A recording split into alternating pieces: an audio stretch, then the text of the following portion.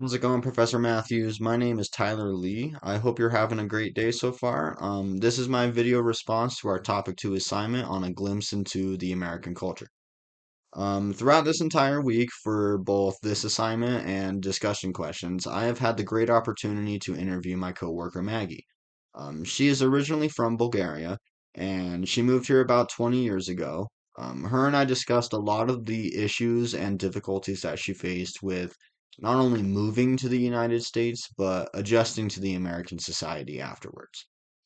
I am a history major and a very avid history learner, so the Nakayama concept is one that is actually quite familiar to me.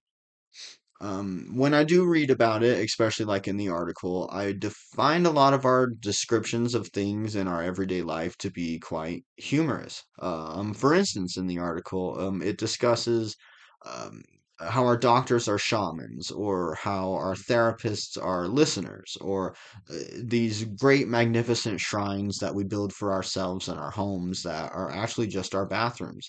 It's these little descriptions that I often find laughable. And to me, that is part of the Nakriyama concept, is to provide that different lens to view our everyday American way of life. And sometimes this way of looking at it might not be something we're normally used to, and in fact, might be quite funny to hear. Um, the American tradition that I wanted to cover today in this video is the concept that surrounds the culture of American sports. Um, this is something to me that really stands out as America, and really might seem strange to someone outside of the United States. More importantly to me, this includes high school sports, collegiate sports, and professional level sports, which are in a different realm of craziness and attendance and all sorts of different things. My coworker Maggie and I discussed the high school level, which she was able to experience a couple years ago for the first time. Her daughter, who is now a junior in high school, is on our cheerleading squad here in Green River. My coworker Maggie was able to go to a few football games, and she discussed how amazing it was to see all these different members of our community coming together to cheer for our same team.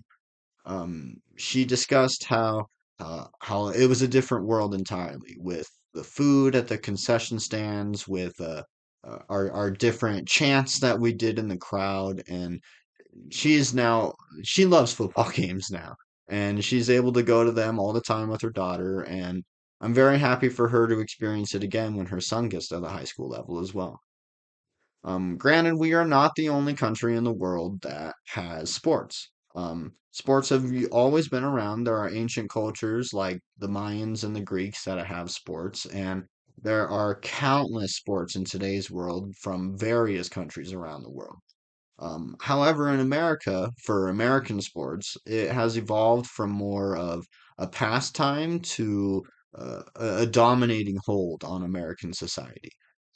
Um, the collegiate level is what really brought American sports to life. In the late 1800s, early 1900s, football and baseball started getting very big, and eventually, towards down the line, basketball joined in as well.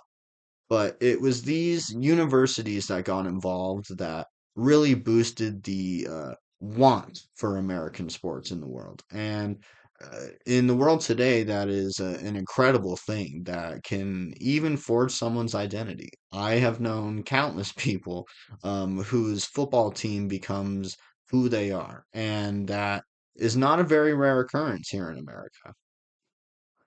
Now, I do believe, excuse me, I do believe that it is somewhat beneficial. This creates a sense of togetherness for the American people, and just communities in general, how they can come together and rally for one team and uh, be involved in something big and amazing, and really provide this community involvement that other countries do not see on these certain levels. However, I do think there are some damaging effects. For instance, in professional sports, the pay level is multiple millions of dollars a year. And even now at the collegiate level with NIL deals, you have kids that are nearly a decade younger than me that are earning millions of dollars a year too. And this can create an extreme economic separation between professional athletes and the normal American people. We see this too a lot of the times with the movie industry as well, which is another big part of American entertainment, where these actors make so much money during their filming that it creates such a big socio-economic divide that it creates different classes almost, and that can become damaging to the American society. Um, this concept, when viewed from an outsider, though, as my coworker Maggie put it, is an amazing thing to be a part. And I hope that other people around the world do think of American sports like that as well. Collegiate football can get a little crazy. That is my favorite sport. And I do understand that sometimes it might scare away other people from different lands. And that is something that the Nakriyama concept would explain how our barbaric traditions, excuse me, would come form a sense of togetherness to view guys clashing against each other at top speeds. And I could see how that sometimes could be damaging to an outsider to view this concept in this way. However, I do believe that the togetherness that it does build in the community and the involvement to for a shared activity is something that creates a lot of power. And this is very important to not only the American society, but to the American people as well. Well, I hope you enjoyed my video. Videos are never my forte. I recorded this about 50 times and still probably said about 1,000. So I do hope you have a great day. And I look forward to continuing class. Thank you.